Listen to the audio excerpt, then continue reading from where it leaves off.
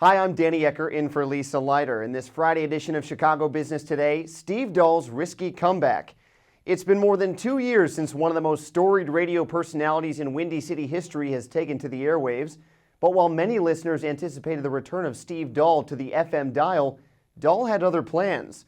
Following the end of a contract with CBS to stay off the air, the talk show host announced last month that he'd become the first of his kind to fund his own show via subscriptions to a podcast. The daily Steve Dahl cast, as it's been dubbed, has been available for free since September 2009, but now listeners must subscribe to the podcast for $9.95 a month. I caught up with Dahl during a recent show to talk about his new business and the future of his broadcasting career. I see you wore one of your uber awesome ironic T-shirts for the shoot today. For Steve Dahl, finding a loyal following has always been key to success. But now that it's those followers paying his bills and not big-time advertisers, it's more important than ever. Well, maybe we should put a clip of that up at Dahl.com.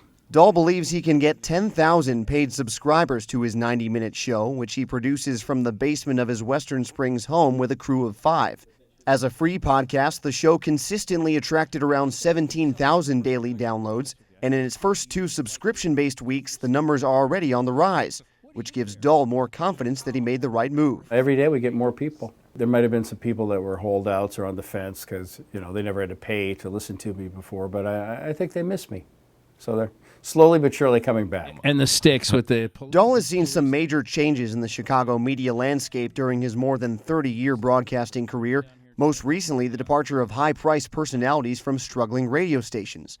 But the world of podcasting has offered a different perspective on the radio market in which he's so long competed, and at the moment, he's happy being an outsider looking in. I don't miss the world of radio so far. It's a bottom line business now. It's not about the creativity. It's not about planning ahead. They go quarter to quarter. To be honest with you, podcasting is more like radio used to be 30 years ago. You can experiment. You can try things. It's kind of the Wild West. It's awesome. Kick for all the tea in China, buddy. But while many talk radio shows have taken advantage of subscription-based content, few have made it their revenue foundation. Oh, and did I tell you?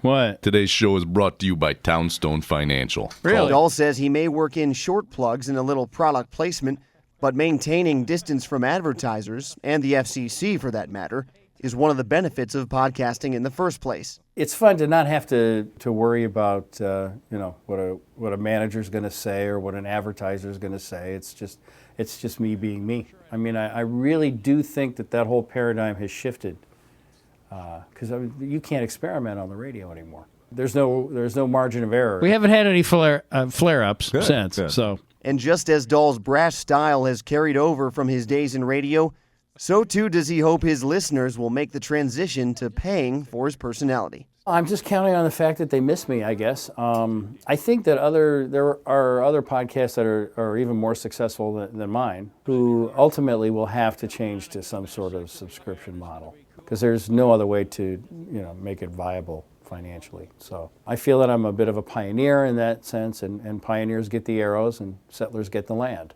So I hope I get some land in this land grab. Dahl says with the right following, he'll continue the podcast for years to come. He's spreading the word on the subscription format using social media and promoting content on his website as he tries to build a paying audience. He also offers free iPhone and Android apps. And that's this edition of Chicago Business Today. For more news, be sure to stick with chicagobusiness.com. Thanks for watching. Have a great weekend. We'll see you back here on Monday.